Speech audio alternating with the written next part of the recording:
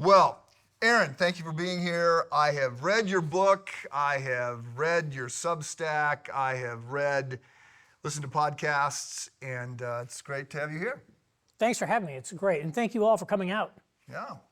So initially, when I heard you were going to be in town, I was thinking we would talk about the way young men are struggling, because you've done some writing on that, and I sort of noticed it. And then we've done some programs at the church, and I just have been looking around, and I mean, New York Times twice in the last week has had something on this. You sort of started observing this trend 10 years ago. Let me just say, I mean, when Title IX went into effect in the 70s, the disparity between men and women, it was all women were down. Women were not, they didn't have access to the kinds of programs, they weren't going to colleges at the kind of rates that men were going to. Now we have a greater disparity, but it's men that are down, and women are flourishing, which is great. It's just that we've seen men taper off. Right. Yeah, it's interesting. I was working for the Manhattan Institute for Policy Research in New York, which is a think tank mostly doing urban policy. And I really saw that young men were turning to these online influencers looking for sort of guidance in life. And at Talking about Jocko and Jordan Peterson. Well, none of those guys, they weren't around at that time. This was before any of them. It was a bunch of small people on the internet. But I'll say men are turning here, but they're not turning to the church. And why is that? And so that got me very interested in writing about religious issues through that lens, because I wanted the church to be more competitive for young men. And of course, now, if anything, the gap has only gotten wider. Jordan Peterson has just did a national tour where people are paying him hundreds of dollars to essentially give sermons out of Genesis and Exodus, and sold 3 million copies of his book. Joe Rogan is incredibly big. Jocko Willink. Has anybody ever heard of Andrew Tate? A few of you well, if you have a teenage boy, he has almost undoubtedly listened to Andrew Tate's content. And all you need to know about Andrew Tate is he's under indictment for sex trafficking in Romania. Not a good guy, but surveys have found that 80% of 16 and 17-year-old British boys are listening to Andrew Tate. So some of these people like Jordan Peterson are pretty anodyne. Jocko Willink is great. Others are quite toxic. But I do think it's interesting that young men are looking. They are struggling. I think that's gotten a lot more attention. If you're interested in it, there's a great book called Of Boys and Men by a guy named Richard Reeves, who was formerly a scholar at the Brookings Institution, who's so concerned about the issue, he actually left Brookings and founded his own institute, the American Institute for Boys and Men. And it has all the statistics around it. But men have sort of had this malaise, young men have had this sort of malaise in life, and they're looking to these online gurus for guidance. And so that was really how I got interested in talking about religious issues, was that I don't think we've cracked the code on it. Although I'll give you my last little bit on this is there was just an article in the New York Times about it. But it's now showing up in survey data, though, that for the very first time among Gen Z, more men than women are attending church, which is a complete reversal. And I would like to say, maybe that's because men have experienced a great awakening, but no, actually, religiosity among men is still in decline. It's just that women are abandoning the church now at a rapid clip. So there still are a lot of challenges facing women, for sure, and particularly the church is now losing its hold on young women. I dialed in on Reeves, and I heard you interview him, and I heard a number of other interviews, and he's coming out of Brookings Institute is more of a center-left institute, and he said that he got a lot of people say, you can't do this, you can't write this, you can't say these things, and he's like, I'm just following the data, and I've sort of rung the bell a number of times. I have 5 fraternity brothers who have died deaths of despair. And I am just, I'm just shocked. And I wasn't close to any of them in the last 20 years, but it's like, okay, you go back and you chart the decline and you say, okay, there is an issue here. So Yeah, and it's important to say, I think the deaths of despair are typically classified as deaths due to alcohol, drugs, or suicide. And I think we tend to stereotype that as something that's happening to sort of the working class, post-industrial, and there's a lot of that. But you may have read that earlier this year, the son of the former CEO of YouTube died of a drug overdose at Berkeley, of all places. This is actually affecting people across the socioeconomic spectrum when it comes to some of these things. Okay, well, so I'll just say that you write on your Substack about this. There's podcasts about this, Richard Reeves' book, others, and at Christ Church, a program starting tonight called Better Man. Let's talk about life in the negative world. So, 2014, you write on your own little, at the time, small newsletter. You break out this three-world synthesis. 2017, I think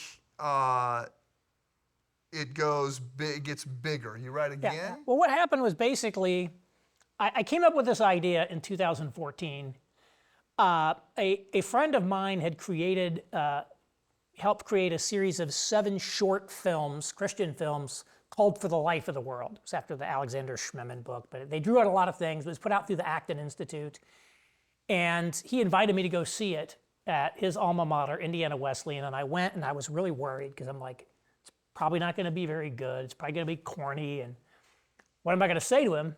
And it turned out it was actually really well done. But I said to myself walking out of there, this was the film for 5 years ago. The cultural landscape is shifting, and it's going to be a completely different set of issues for young people. So I went home, opened up my computer, typed in a whole bunch of bullet points that became the genesis of the Three Worlds piece. And I did later, when I was at the Manhattan Institute, I started a newsletter about men's issues in the church because I saw this issue and I saw nobody else was doing it.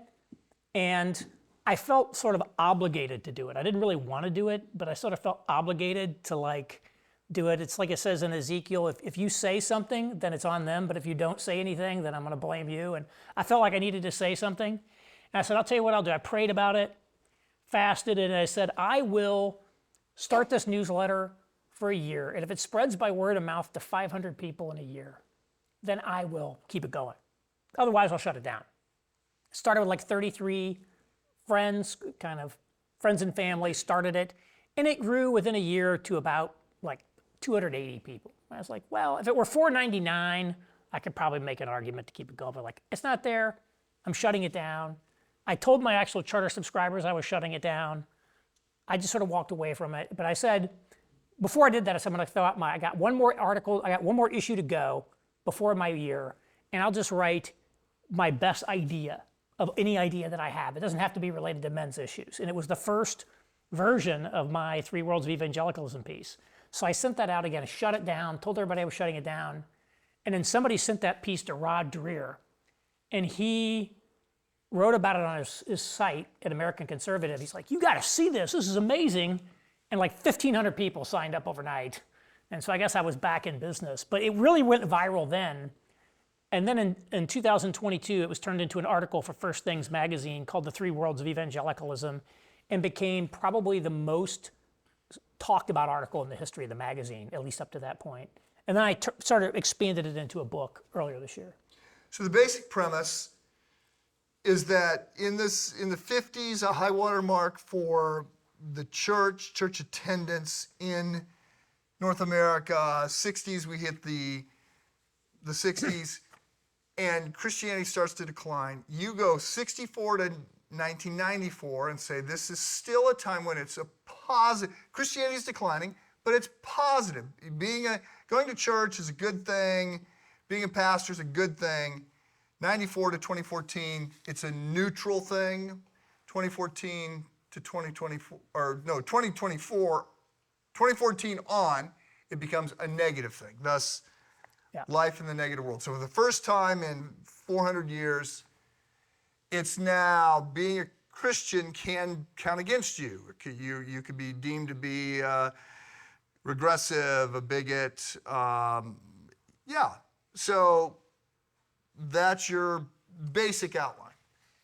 Yeah, so again, for most of our history, we didn't have a state church like they had in Europe, but for most of our history, we had a sort of softly institutionalized generic Protestantism as our default national religion. So again, the 1950s, it wasn't just that the high watermark of church attendance, although it was, 50% of adults attended church every Sunday. We had prayer and Bible reading in public schools. We were adding "In God We Trust" to our money, "Under God" to the Pledge of Allegiance. So it really morphed. It was becoming sort of less Protestant specific, more Judeo-Christian, I think, at that time. But we really were like, this is like the religion of America. And then again, it started to come unraveled in the 1960s. And now we have reached that point where it's not only is it not a Christian country in any sense, but like Christianity in some ways is viewed as a threat to the new public moral order.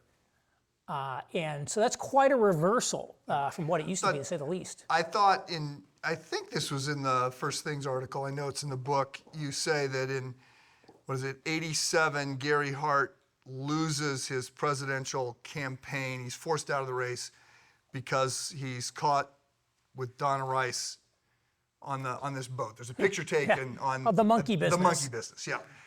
And then you go ahead 10 years and you've got Bill Clinton going through the scandal with Monica Lewinsky.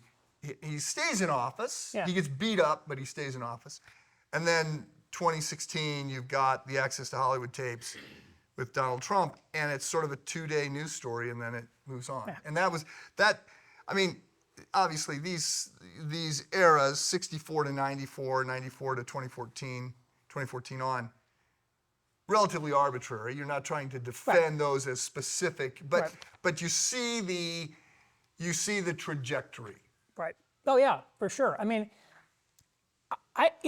Donald Trump had talked about running for president since the 1980s, and he never really did it.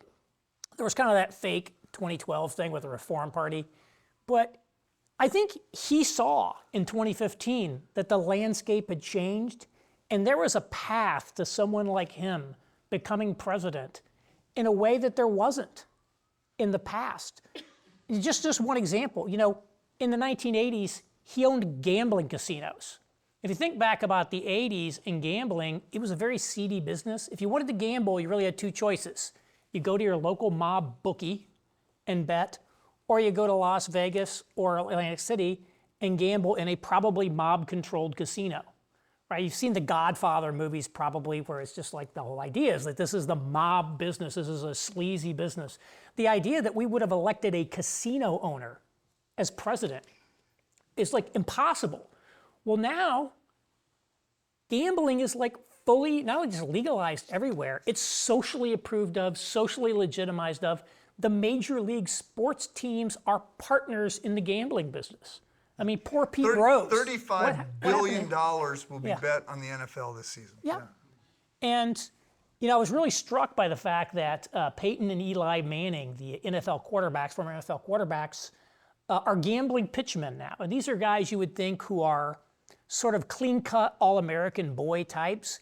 So they're obviously unconcerned that, being associated with gambling is going to hurt their brand. And so I think this shows that when I talk about this idea of the negative world, I think our first reaction is, how does this affect the church?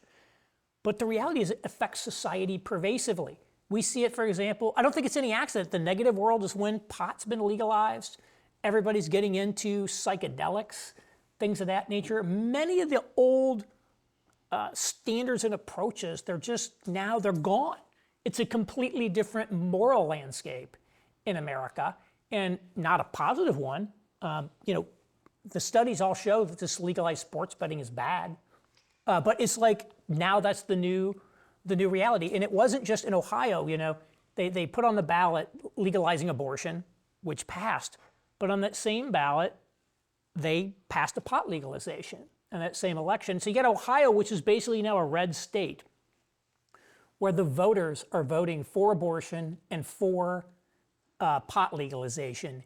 And it shows, right, that even on the quote unquote right, on the Republican right, the moral landscape and the way it is just a completely different than it was in the past. So So in your book, in your article, you have a premise and you say that during the 64 to 94, during the positive phase, that the churches navigated culture with culture wars because you could appeal to some sense of right and wrong, and seeker-sensitive churches because you could say, yeah, everybody sort of feels like they ought to go to church, and so let's create a church that people feel comfortable going to. When we get into the neutral world, you have more of a cultural engagement that happens, a little bit more of the urban, a Tim Keller model. Let's engage with culture, engage with ideas, and then you, and I'm setting up a different question here, but then you're saying we need a different approach to navigate in the negative world. Yeah, I think the thing that really distinguished evangelicalism was its adaptability. And if you go back to the 50s, there was a sort of the mainline denominations really dominated American religious landscape. But in the 60s, the mainline denominations went into decline. They started losing, attendees. It's still going on. They're sort of, by the end of the century will be extinct if the trend holds up. Probably won't really happen. It'll bottom out at some point. But they were never able to adapt to changing times, whereas evangelicalism sort of came in and filled the vacuum that was left by the decline of Christianity in the 1970s. And so a guy like Bill Hybels at Willow Creek Church saw that people weren't going to church. He's like, well, maybe I can design a church they'll actually come to. And it worked. And again, in the 90s, and one reason I picked 1994 is the neutral world date, by the way, start of the neutral world, is it was the year Rudy Giuliani was elected mayor of New York. And it was sort of a symbol of the urban renaissance. Of course, it was happening here under Richard M. Daley. I moved here in 92. It was already starting to happen. But the cities came back, and we saw the emergence of this new urban progressive demographic. And a guy like Keller, or like the emerging church, if you're familiar with the emerging church movement, they really came in and were able to speak into that world and be very effective. Well, now we come into a different cultural moment, and those other strategies will still be relevant at some level. I'm not saying all seeker-style megachurches are going out of business, or that the urban church is going out of business, but what is the new thing that people are doing to adapt to today's reality? And I think that's where we really need to get something. Up to this point, I think there's been great resistance to thinking we need to do anything different. The one thing that was put forward as a sort of negative world strategy, although he didn't use the term, was Rod Dreher's Benedict option idea. Yeah. That's why he loved it. And it came out in 2017, and by and large, evangelicals rejected the Benedict option, said, this is alarmist, this is that. Christianity Today magazine commissioned 4 people to give their opinion on it, published a little symposium. All 4 of them disliked it in serious ways. And so this is one that I think was really there was a sense of denial. And I think that's changing, but we still haven't come up with the actual strategies. So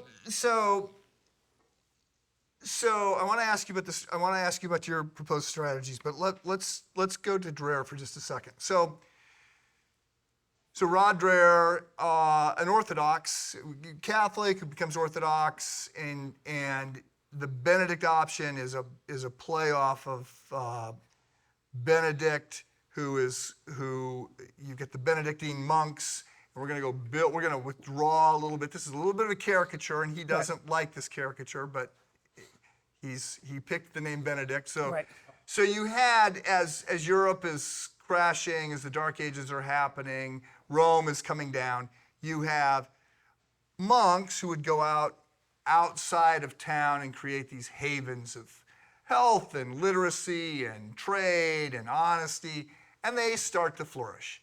And they preserve writing, and they become these islands of health. And so you might have heard of the book, How the Irish Saved Civilization. You've got this, Tom Calhoun writes this theory that it's the church, it's the monks, it's the people that have withdrawn from society and are ready when everything crashes to then come back in with health.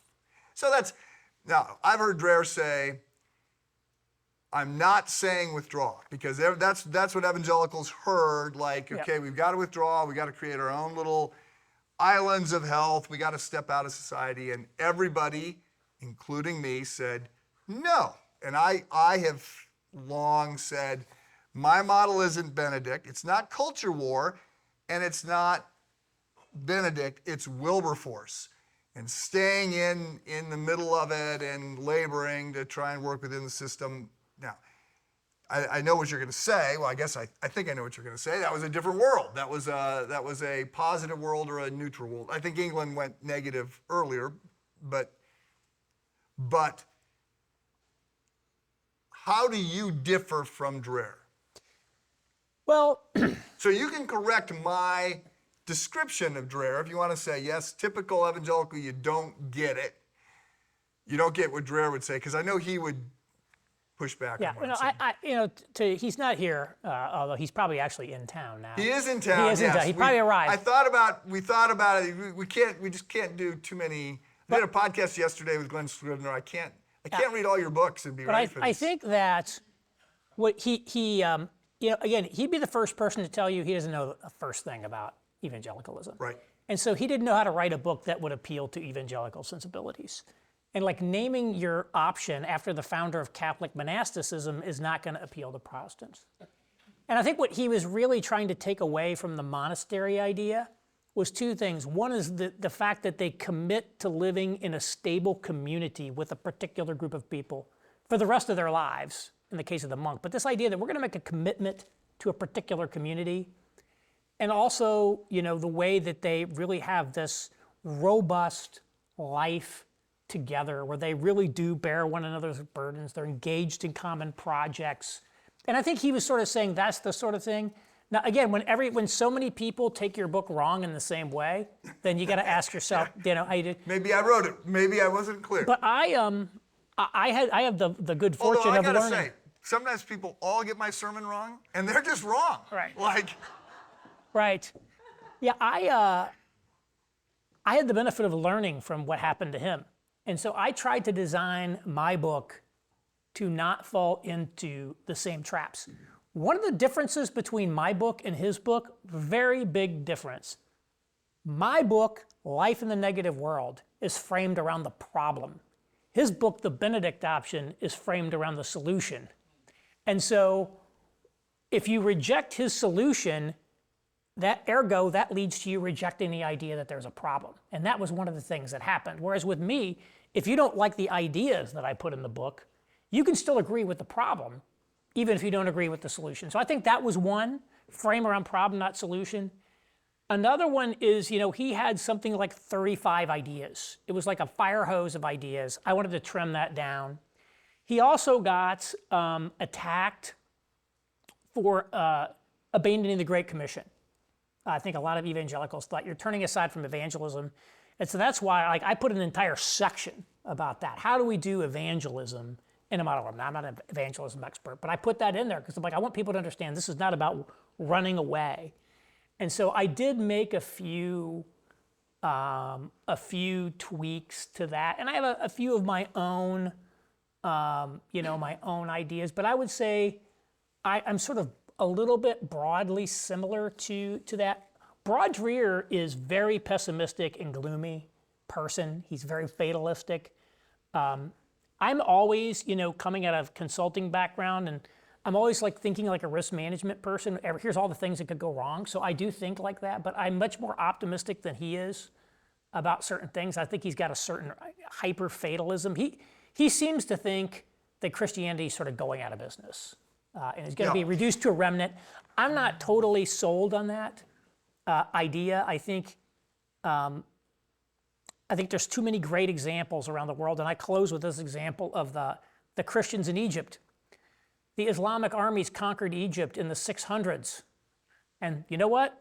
Islam still rules over Egypt today, but Christians are still in Egypt. The Coptic Christians in Egypt are like 5 to 10% of the population.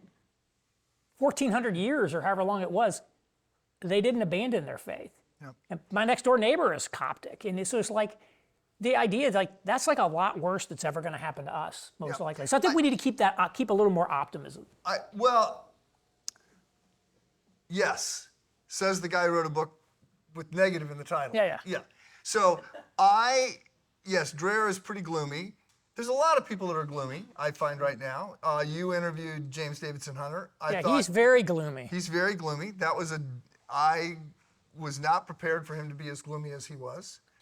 That was a bad day for me, reading James Davidson Hunter, reading your book, James Davidson Hunter, Comment Magazine. Ann Snyder had something on, are we really declining? And then it was the Middle East. So I had a bad Sunday a couple days ago, a week ago. I'm sort of, I don't know if this is as a personality, if this is because I'm sort of spent 40 years in the evangelical world where it's being activist, but I like your suggestions. Okay, we're going to have to pursue excellence. We're going to have to be resilient, anti-fragile. We're going to have to understand. We're going to face more headwinds. Yeah. I find that I wake up in the morning with hope and energy. Like, okay, I got to go out and love my neighbor. I got to figure out how to do that. I don't think you're saying not to do those things. Right.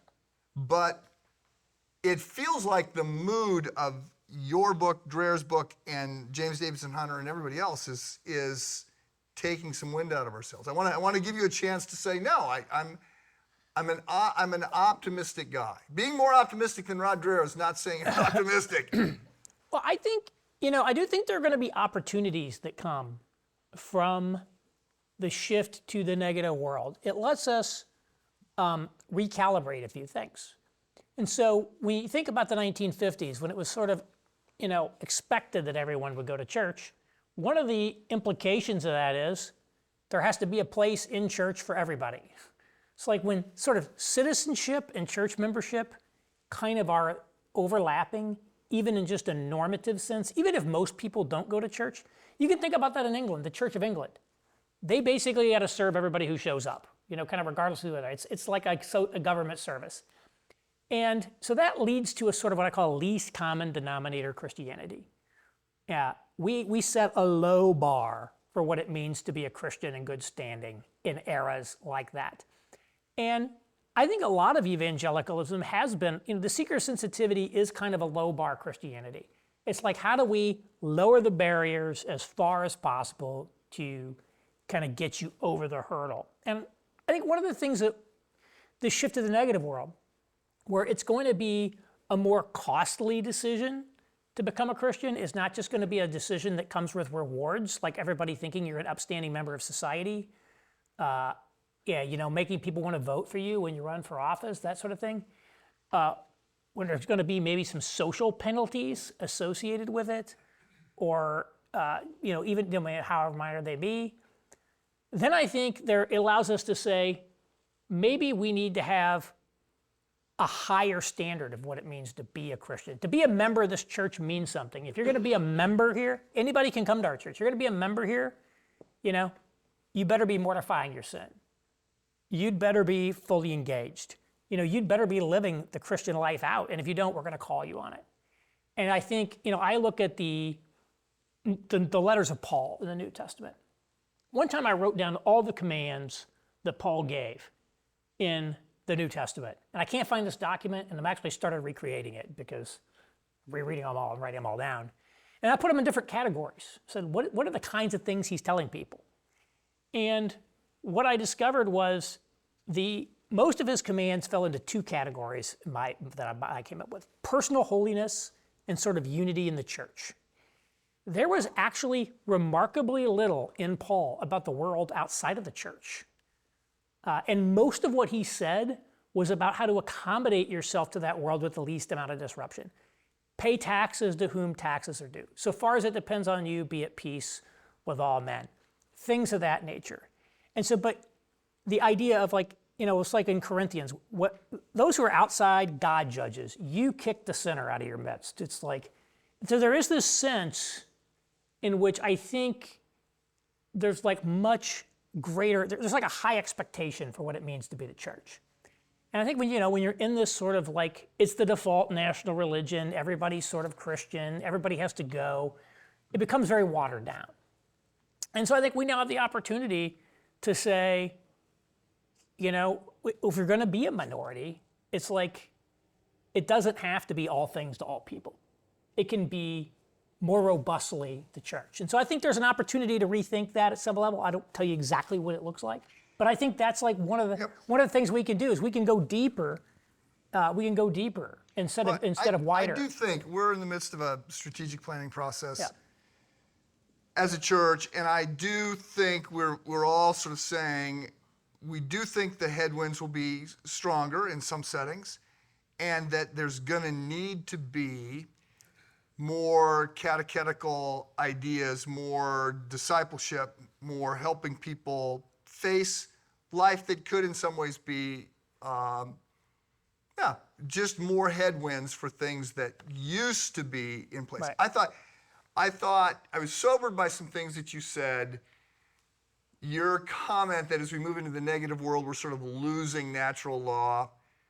I've felt that way, and I keep saying reality wins. We can ignore reality. Some of us are wealthy enough, or we've got enough power. We can ignore reality for a while, but reality wins.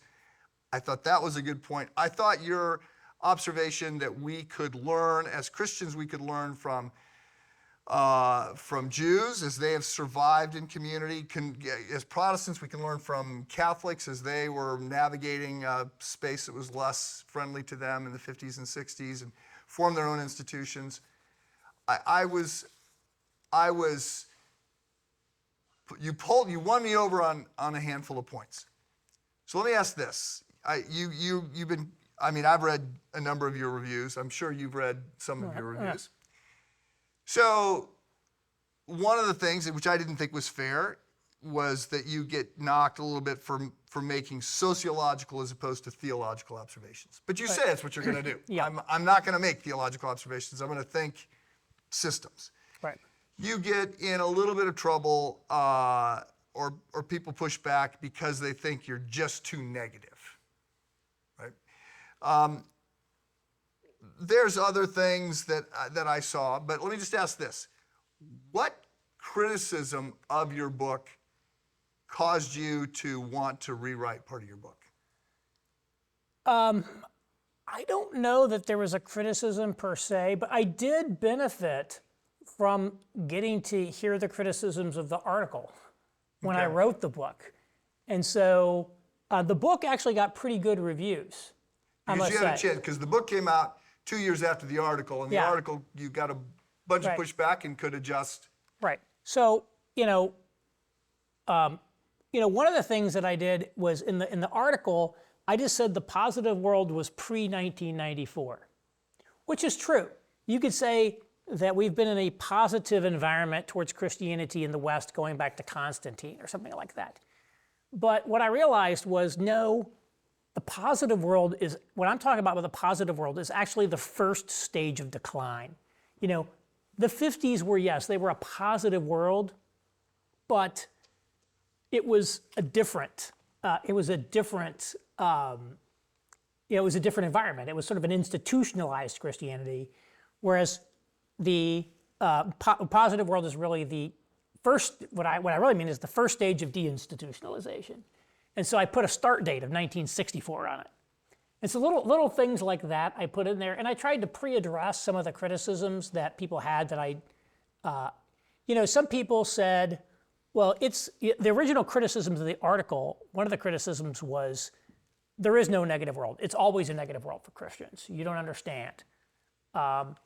People have kind of more or less stopped making that article. There's a few people who still argue that, but I think realistically, everybody can sense that something changed in the last decade. I mean, there's been a change. And so if it wasn't the shift from a positive to neutral negative, okay, what was this shift that we're talking about? Yeah. So I think there's some of that. And then the last criticism people really would give was it wasn't a positive world for black people in the 1950s. And I addressed the point in the book. I said, look, people in the Jim Crow South in the 1950s were not being discriminated against because they were Christian. They were being discriminated against because they were black. And if they had renounced their faith, it wasn't like their circumstances were going to change. And I also did point out, it is true, just because you can have a quote-unquote Christian society doesn't mean that there's no injustices in it. Yeah. Yes, yes. It did strike me that you were writing a book that was looking at a white Anglo-Saxon Protestant kind of. It was a little. Right. You had that waspy perspective. Well, But I do think if you look at it sociologically, I mean, that's sort of Right. what It was. evangelicalism is. Yeah. So, I want to. I've got my four final questions, and I'm watching the clock. We've got just a couple minutes for maybe another rabbit trail. So, it feels to me like at this moment, I'm seeing. I can document all the things that James Davidson Hunter says and that Rod Dreher says, and all these things that are going wrong, and the world is. We've got two hot wars and a cold war and a very polarized body politic, and we've got massive debt. There's a lot of things that can lead me to be a little frustrated with what's going on. Right.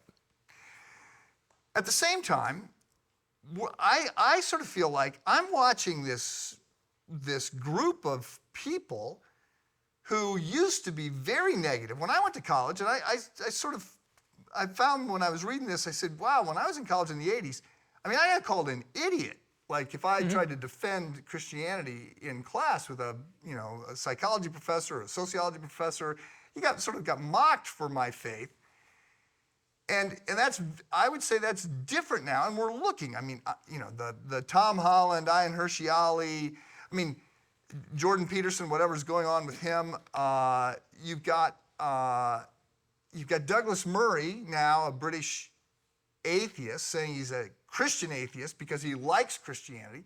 Richard Dawkins saying he's a cultural Christian because he wants to use Christianity to sort of stop against the onslaught of Islam.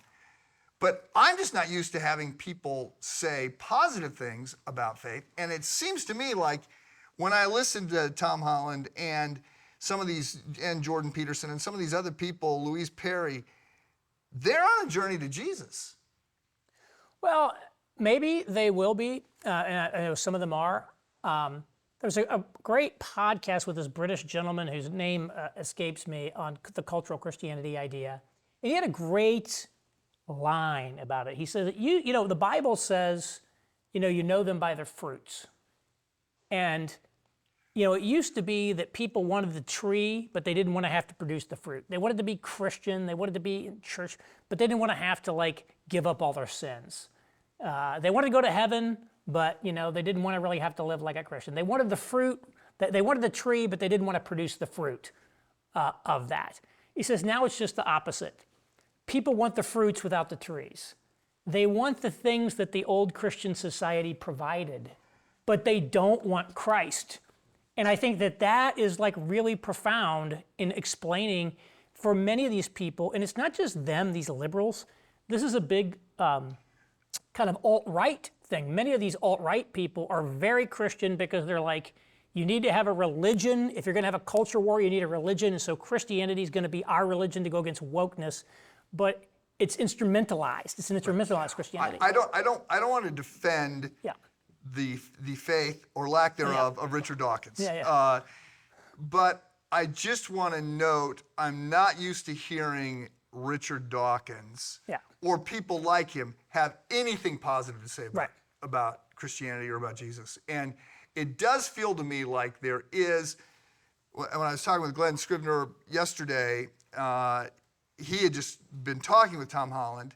So Tom Holland, not Spider-Man, Tom Holland, he's got a very popular podcast called The Rest is History. He's he's an Oxford historian, written a book. And he writes this book called Dominion. And Dominion comes out 4 or 5 years ago, in which he basically talks himself into saying, wow, I now realize the things I like, human rights, kindness, humility, rule of law. These all come from Jesus. And you take Jesus out and you don't have these things. And so Holland is not saying he's a Christian, although he's started going to church. And reports he's had some transcendent moments. He doesn't know where that goes. I'm thrilled to sort of watch this play out. But Holland is sort of on the forefront of a lot of these people saying, what we like comes from Jesus. And we're either going, and he says, if my premise is right, that human rights, kindness, humility, all these things come from Jesus, then as society continues to secularize, we will see moral order decay. Or we will see society stop secularizing because people will come to faith. Or I'm wrong in my premise, and you could have moral order without Jesus. So I just feel like we're starting to see pushback on some of the worst parts of the negative world. And it feels to me, and I want to hold on to this idea that all three of those scenarios could be true. We could go down the scenario in which the negative world gets worse. We could go down a scenario in which people are fighting for moral order without Jesus. We could also, at the same time, be having a revival. And I'm praying we at least get number 3, whether we get number 1 or 2. I mean, I think you look at history. It's not just a linear progression. And I feel more confident about this maybe on the just general cultural side. We've gone through far worse periods as a nation than we're in right now. I mean, we went through the Civil War. Like, that was an existential crisis. We went through the Great Depression and World War II. The 1960s and early 70s was just unbelievably insane things happened in those eras. It seemed like, society was coming apart, collapsing, et cetera, and it didn't. And so I think that many, like the political polarization and all of that, I'm not as negative as Hunter, because I think ultimately there'll be some sort of a consolidation, whatever that looks like. And we've also oscillated between times of sort of moral order and sort of kind of libertinist things. So you think of the Victorian era, very straight-laced, buttoned down, but the 20s were the Roaring 20s. Then you get back to the 50s, right? It's more everybody's in church. So I feel like we can have many things. We've had great awakenings. So I certainly think Christianity could have a comeback in America for certain. I think it will probably take beyond the span of my life to see that realized. I'm 54 years old. The Summer of Love was 2 years before I was born. And the ideas that were percolating before I was born have still not finished working their way out in society.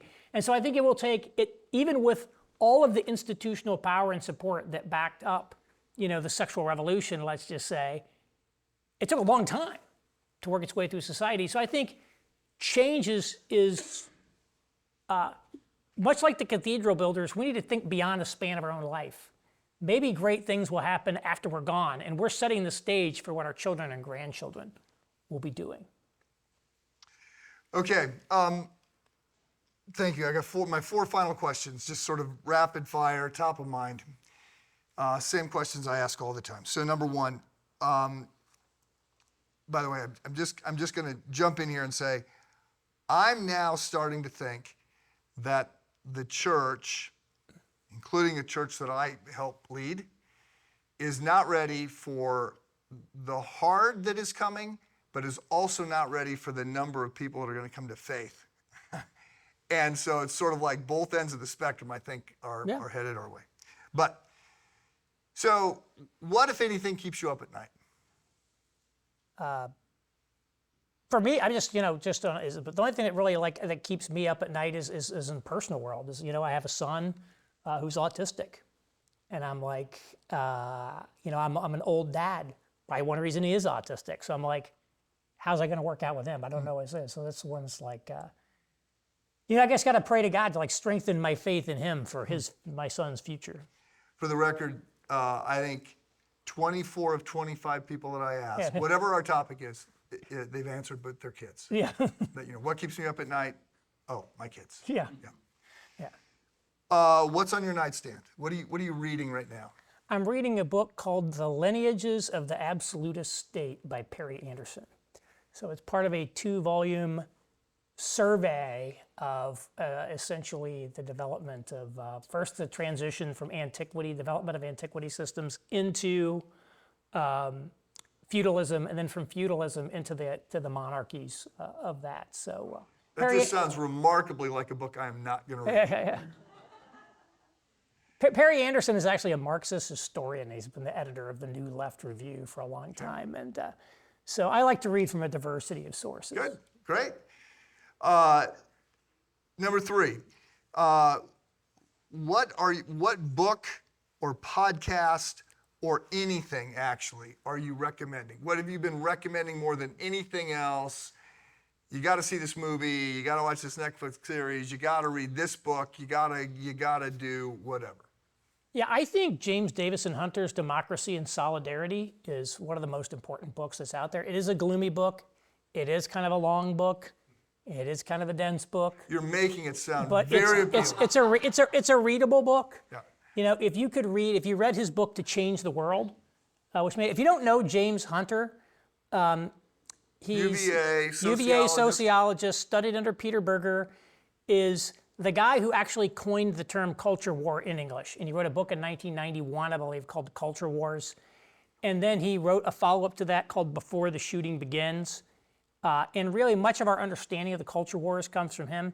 He also was a scholar of evangelicalism. His 1987 book, Evangelicalism, The Coming Generation, it's still brimming with insights about the evangelical church.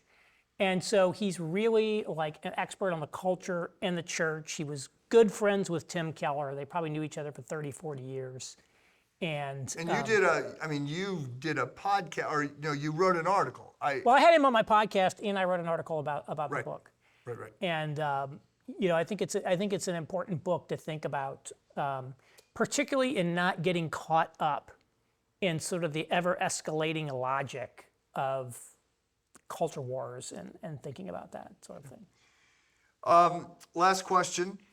What are you working on now? That's a good question. I'm one of a project that is, I think, a next big piece of thing I want to develop is, if there's a piece you want to read by me, you can Google it. It's called Rediscovering E. Digby Baltzel, Baltzel, Sociology of Elites. Baltzel was the sociologist at Penn who basically popularized the term WASP for white Anglo-Saxon Protestant. He was the leading authority on the American upper class. And I've really thought a lot about elites and the role of elites in society. And so what I want to do is write something on what would it take to construct a genuine, healthy evangelical elite. Because if it's one thing evangelicals have not been, it's elite. Right? There are no evangelicals in the Supreme Court, for example. There's of all, even in the conservative world, where evangelicals are the largest and most important voting bloc in the Republican Party. If you look at the Conservatism Inc. institutions in DC, all the major institutions and all the major publications, I looked at the presidents of all of them and the editors-in-chief of the magazines, only one evangelical out of all of them. It's overwhelmingly Catholic and Jewish. So we have to create a caliber of leadership. And candidly, I find I learn far more, unfortunately, from secular sources. I don't learn a lot about the world from reading evangelicals. Not that I disagree with them, but I think we have to construct an elite. We shouldn't be ashamed of that word. That is worthy of the name. And so I'm actually starting with Tim Keller's Decline and Renewal of the American Church, and I'm going to do some other stuff. And so I want to work on a project of that may turn into an article. Okay. Great. Aaron, thank you so much. Thank you, sir. Let's give him a hand. Yeah.